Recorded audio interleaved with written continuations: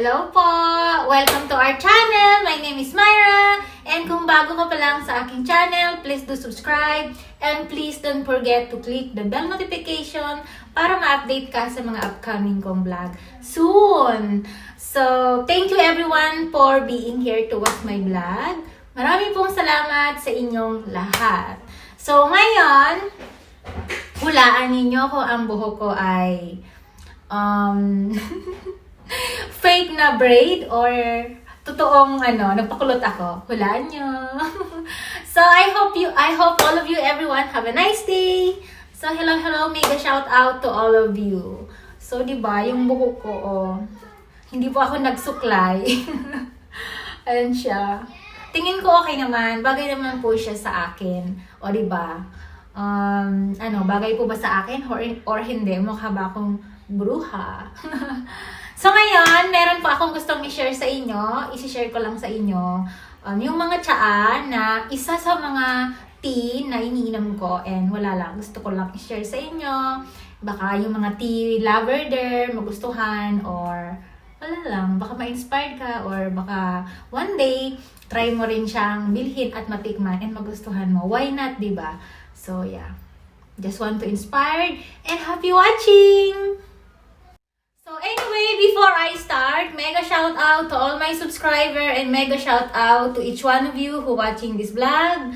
Maraming salamat po sa inyong lahat. And wait, shout out sa basher ko.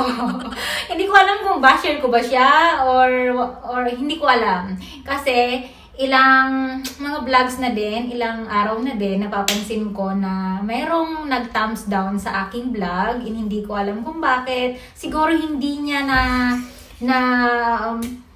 hindi ko nakuha yung expectation niya sa akin. So, sorry naman.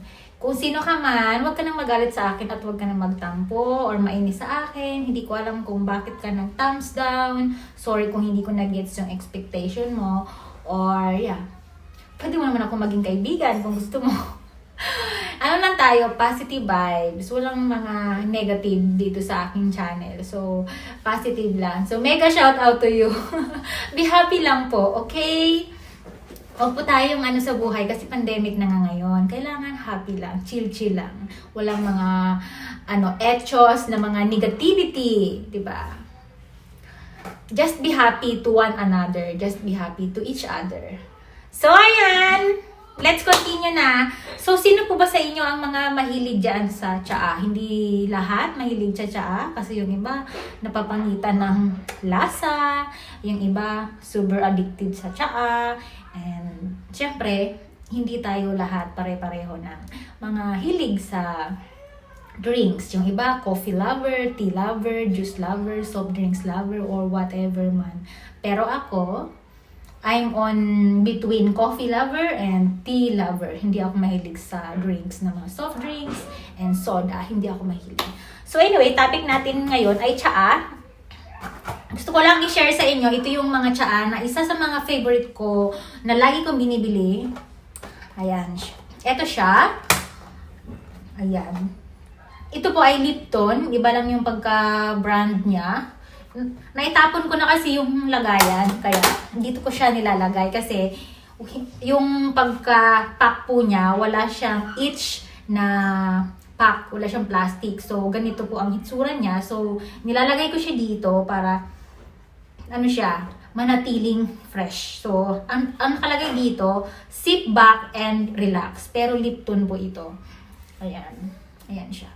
Napakabango. Normal lang ito na Lipton. Hinahaluan ko siya ng evaporated milk or yung fresh milk, almond milk. You can add and then meron ka ng perfect na tea milk. So, masarap po ito. Lalo na kapag morning and anytime. So, ayan. Ito po ay napakabango. Nakalimutan ko na kung ilang piraso yung laman ng isang pack. Pero ito ay mura lang din. Nabili ko to sa dyan sa Pure Gold. So, ayan. Hindi ako nagtsatsaa araw-araw. Minsan, every other day. Kasi, umiinom din ako ng coffee. So, hindi ako pwedeng magkaroon ng maraming mga caffeine. Kasi nga, di ba, alam niyo naman, meron akong acid reflux. Meron akong, tawag nun, yung tinatawag na GERD. Tama ba? G-E-R-D. GERD or GERD, something like that. So, pangalawa, etong Lloyd brand, The Magic Experience. Original recipe with the state of Manuka honey with cranberry, raspberry, and ginger. So, maganda rin po itong brand na to. Ito ay nabili ko sa Japan Homes. And mura lang din siya. I think 99. Tapos, ang laman niya ay 20 bags. And itong Lloyd brand na to, marami siyang flavor. And yung nabili kong flavor is cranberry, raspberry, and ginger. So, minsan, binibili ko yung lemon. Minsan, binibili ko yung green tea. So, marami po itong flavor. And masarap po siya. Hindi siya mapakla. Kasi may mga flavor siya. Pero pag yung pure na green tea, so, obviously, medyo mapait. Pero this one, hindi. Perfect siya for calming, relaxing, pampasarap matulog. Ayan, ito siya, ginger. At pwede rin siya sa may ubo, sa yung mga Makati ang lalamunan. O, diba? Ganyan siya. Nakalagay dito, hindi ko mabasa kasi parang siya eh. Ang nakalagay kasi dito, made in New Zealand. Pero nabili ko siya sa Japan Homes. So, ang itsura niya sa loob, ganyan. So, wala rin siya, bango. Wala rin siyang plastic pack every each. So, ang kulay niya, medyo mala purple and mala brown red inside. So, kapag nilublob mo siya sa tubig na mainit, ang kulay ng tsaa mo ay parang black red tea. So, yun. Yung ito, ang kulay niya ay parang Lipton lang din na normal, black Lipton. So, ang laman nito ay 20 bags. Napakabango po nito. So, ito po ay hindi sponsored ha. Gusto ko lang i-share sa inyo itong mga tsaa na to. So, mabibili niyo siya sa Japan Homes and sa mga sa Japanese store I think meron nito. Hindi ko sure. Sa online, meron nito, Lazada, Shopee. So, yun. Masarap mag-tsaa kaya. Yung mga mahilig dyan mag-tsaa, makaka-relate. Napakaraming tsaa na pwedeng bilhin natin. So, nasa atin ang choices kung saan tayo mahilig. Ito naman yung isa. Ito naman ay Stash Brand Tea Company. Breakfast in Paris Black Tea. So, blended black teas, lavender, bergamot oil, vanilla extract naman ang flavor nito. Blended and packed by Stash Tea Company. So, ganyan po yung pagka-box niya. Ayan. Ang laman naman po nito ay 18 bags. Black tea. You'll say, ooh la la, to this unique blend of rich black tea, fragrant lavender, and citrus bergamot. Kasi po, ito po ay napaka-bango din. Amoy lavender siya. And may cooling effect din. Kapag ininom mo, humahagod talaga yung lasa niya na basta, ang sarap sa feeling. Ang sarap sa pakiramdam. Lalo kapag morning.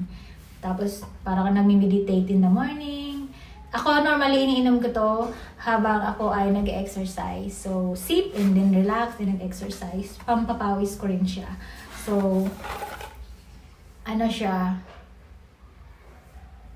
Ganyan ang itsura. Parehas lang yung kabilaan. Ayan.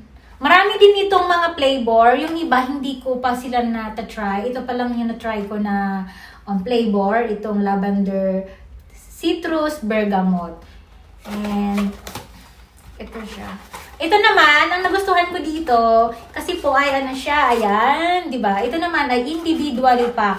So, individual, nakapack siya. So, pwede mo siyang baunin sa work nang very safe kasi pag ganito nakabalot, wala ka maamoy. Normal lang, pwede mo siyang ilagay sa bag, hindi siya matatapon or hindi siya mangangamoy sa bag. Unlike nitong mga hindi siya naka-individually pack, medyo siya, kailangan mo talaga siyang i-segregate at ilagay sa lagayan para hindi makahawa ng amoy sa bag mo or whatever. So ito, very safe siya. Ganyan ang itsura niya.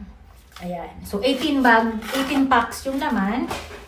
At kapag binuksan mo siya, of course, normally, ang itsura niya, tsaa, hindi ko na sa inyo ipapakita pa.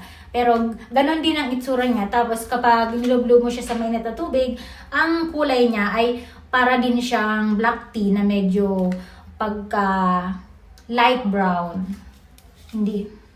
Yun ang kulay niya. Normal na kulay ng mga tsaa. Yung iba kasi light lang, yung iba dark. Yung iba medyo red na. So, it depends sa mga tsaa. Pero ito, black tea. So, yun. Ma-complicated ang kulay niya. Parang black-brown na something. Ewan ko. Basta yun na yun. Ayan, di ba?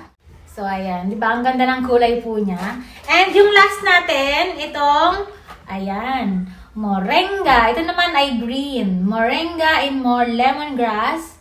Instant herbal tea. So, refreshing and relaxing. So, ito naman po, ayan, pinaghalong moringa flavor and lemongrass flavor. Masarap din po ito. So, yung iba, natikman na ito lahat for sure. Pero yung iba na hindi pa nakakatikim, pwede niyo po siyang tikman. Baka magustuhan ninyo. Why not, di ba? So, ayan siya. Ang FDA approved all, syempre naman FDA approved. Tapos ang laman ng isang box, 20 sachets. So 20 po ang laman ng isang sachet. So ang kulay po nito kapag nilagay niyo po sa tubig na mainit, para po siyang konting ano na siya, green. Pero hindi siya super green, parang light green. Parang pinakulo ang luya. Ayan, buksan natin.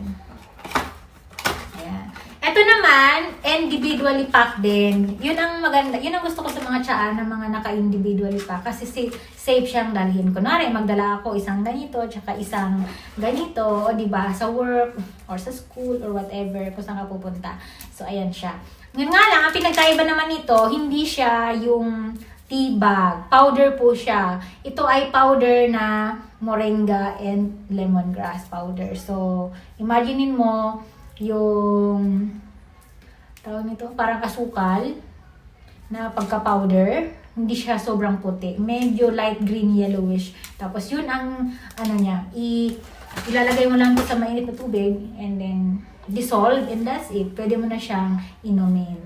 Hindi siya lasang super malunggay, hindi siya lasang super lemongrass. Ano siya, blend na lasa. Konting malunggay at konting lemongrass. Pero mas lasa yung lemongrass, which is okay kasi kapag yung malunggay ang mas malasa. Alam nyo na, di ba malunggay medyo hindi kagandahan ang amoy? Kasi na-try ko na yung malunggay na ininom ng pure na pinakuluan. Talagang hindi ko kaya ang amoy, pero kailangan kong inumin para gumaling. Kasi sabi nila, kapag umiinom ka ng fresh na malunggay ay the best ang health benefits, unlike sa mga ganito na kumbaga parang instant na. So, natikman ko na yun. Yung lemongrass, kahit raw ko siyang inumin, okay lang kasi masarap siya. Para lang akong uminom ng tinolang sabaw, di ba? Pero yung moringa, hindi talaga masarap. Pero ito, okay naman siya. Kaya naman. Masarap siya. Lalo kapag pigaan mo siya ng lemon or calamansi.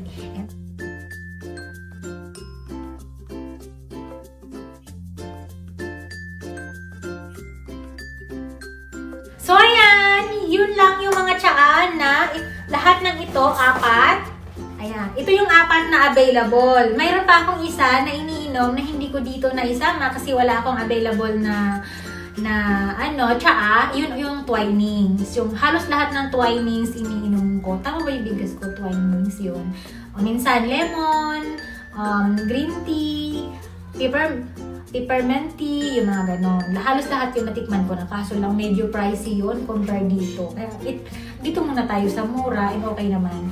So, yun lang po yung mga tsaa na gusto kong i-share sa inyo. Sana nakakuha kayo ng konting idea sa mga tea lover dyan. Pwede nyo itong i-try. Mabibili nyo ito kahit saan man na mga tea shop or mga grocery store and online mga shop. At yun, walang masama i-try. And thank you everyone for watching and see you on my next vlog. For now, bye-bye na po. Ingat po kayong lahat.